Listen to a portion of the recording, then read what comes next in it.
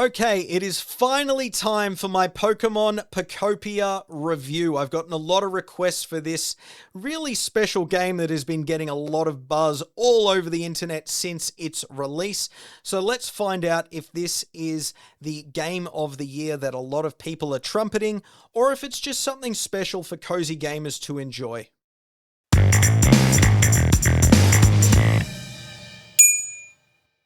So the first thing I want to say is gameplay that I've captured is from the first 3 to 4 hours. So you won't visually see any spoilers beyond that point.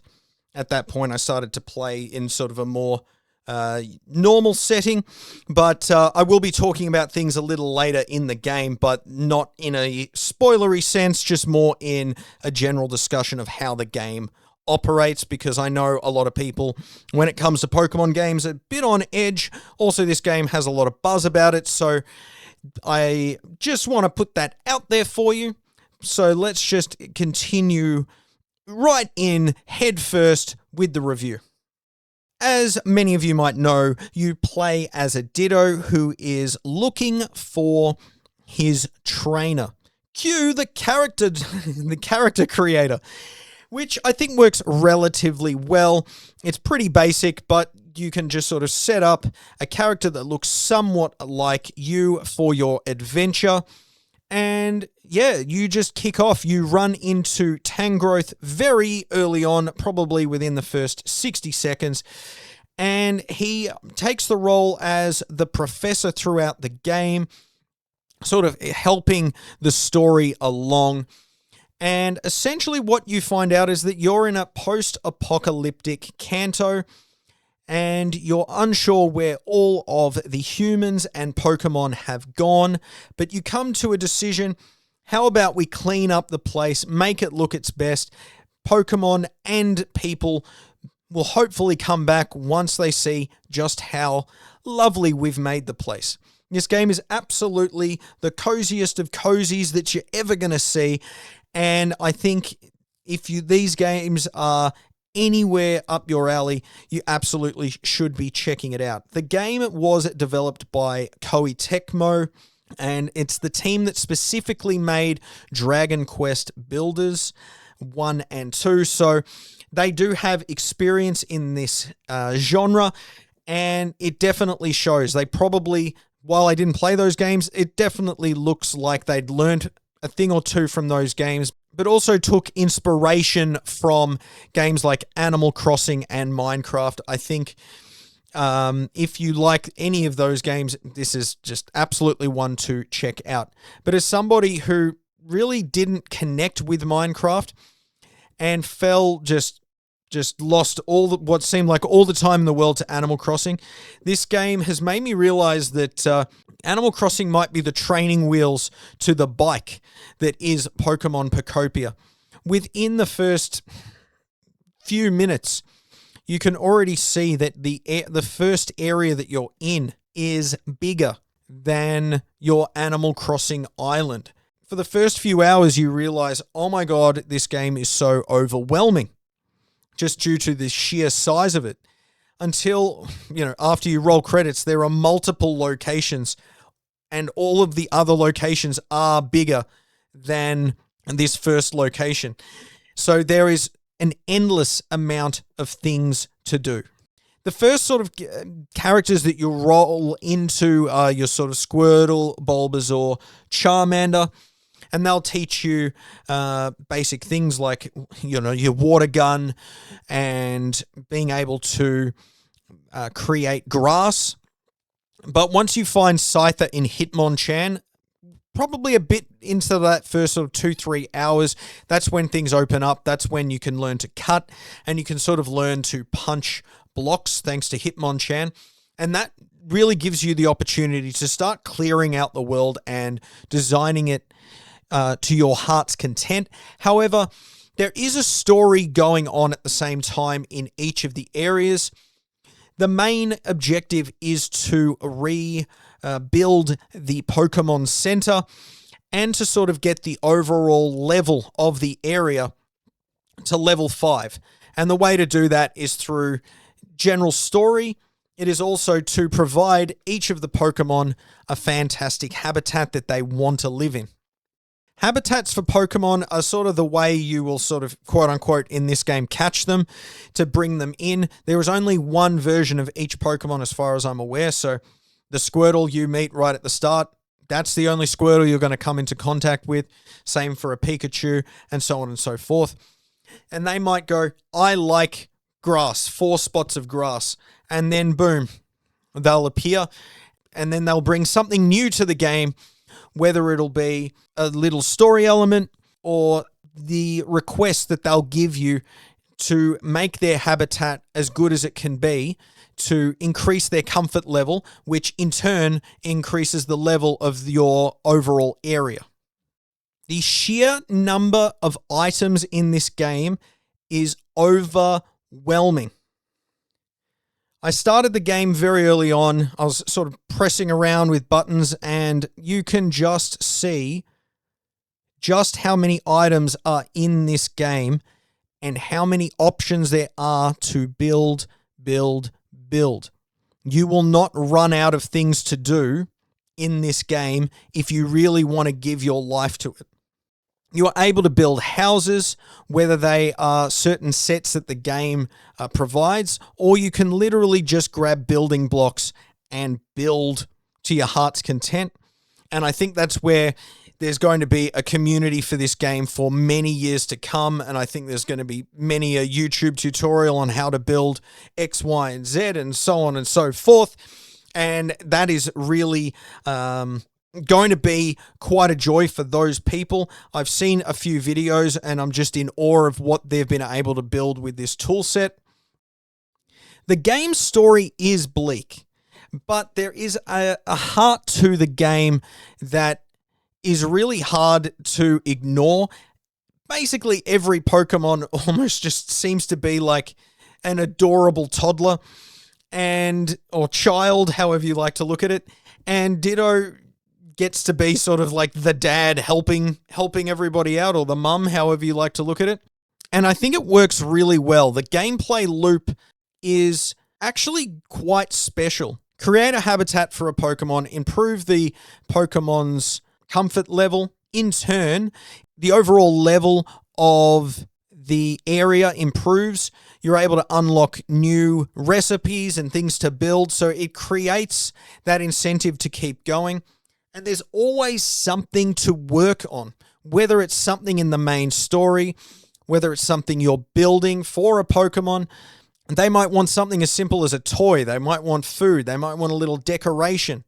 I remember seeing at one point, I don't think I have vision of it, but I got a fan for a Pokemon, and they were just so excited that I remember I don't know how, they didn't have arms from memory, but they managed to turn on the fan, and they were just in front of the fan as it was blowing on them, and they just were so happy. And there's just such joy while playing this game, and you can lose hours and hours and hours here. I rolled credits 48 hours in, an unbelievably 12 days after release. It's something I really did not expect to happen, and I really did enjoy every minute with it. You do have the ability, if you want, to go into the system's clock and sort of change time to speed up the process, because there are points throughout the game where it might take until the next day for a building to be built, because your Pokemon will build it on your behalf, and it can just take them some time.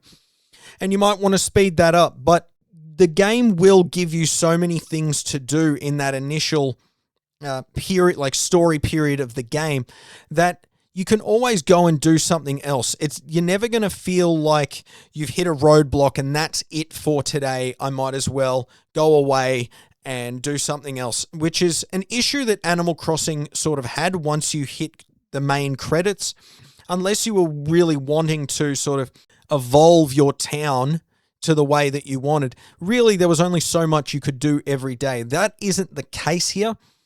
And after the 50 hours have sort of rolled by in this game, there is still a lot to do. You can get the level of each area up to level 10, And to beat the game, you only have to get each area to level 5.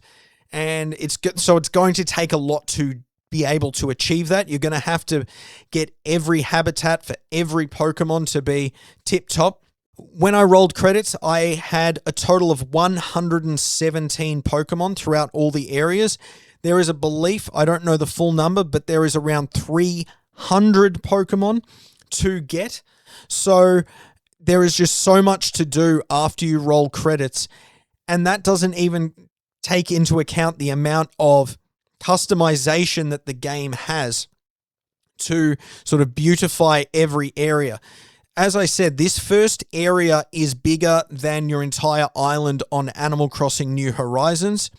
And when you take all of the areas into account, it is so huge by comparison that the people that probably put, say, 1,000 hours into Animal Crossing New Horizons could put 5 times that amount into Pokopia to get it to be, every island to be what they want it to be. It is recommended to roll credits probably quicker than I did. I got really stuck in a beach area. And when I say stuck, just trying to beautify the area completely. I audibly said to my partner when I went in this area, there was a lot of garbage around sort of a beach. I'm not going to clean up this place. I'm just going to do the main story and move on. And I've cleaned up every piece of garbage. I've cleaned up all the paths and you can just spend hours and hours lost in this game and you still feel like you're accomplishing something because it's cleaner than it was before and you've designed it just the way that you envisioned, and the Pokemon are happier for it. And at the same time, the level of the area is improving. So you're getting new recipes and you're getting new items that you can put into the town. And this gameplay loop is really addicting. And I do think that this is an incredibly special game that doesn't come around very often. And I think it took a lot of people by surprise as well. When I first saw this game announced 6 months ago at the Nintendo Direct, I pretty much straight away wrote it off and said, well, I'm not going to pick that up. I don't like Minecraft, moved on. After hearing who developed it and seeing a bit more of the game, about a month out, I thought, yeah, I'm definitely going to buy this.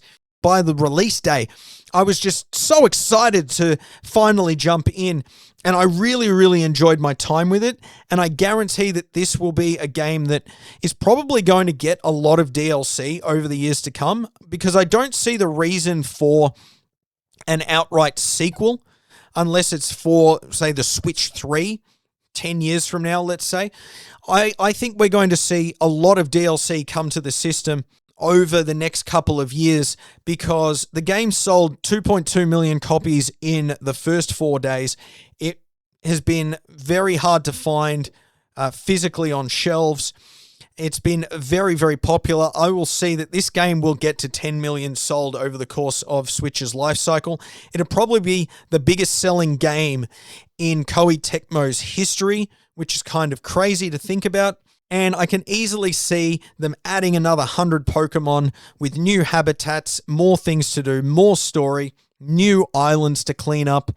And the second that rolls around, I guarantee that I will lose another 10 to 20 hours without even blinking. When I rolled credits, initially I thought, cool, I'm happy. I'm happy to just drop this game and move on. And I just went back on the offhand, I'll just play it for an hour and see what happens. And I spent 3 hours making a garden. I don't even know why. It just has a hold over you, this game. And I think that's what makes it really special. Even just spending an hour doing what might not look like very much, at the end of it, you look at it and you're like, oh, well, I made that path better. I helped this Pokemon. I've got more bricks to build something. I've got more lumber to build a bridge to get over.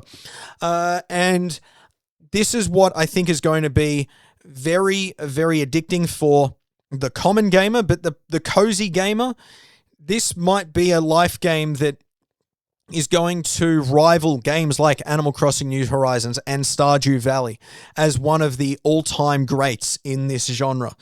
I've been umming and ahhing what I want to score this game because is it a 10 out of 10? I'm sure I can look at the things that, you know, the gripes that I might have or the negatives or this or that, but ultimately I have to award this game 5 stars. This game is probably the best game to come to the Switch 2 so far, and I could easily see it holding that position for years to come. This game is absolutely one to check out, and one I will stand by wholeheartedly till the end of time when reviewing games for this system.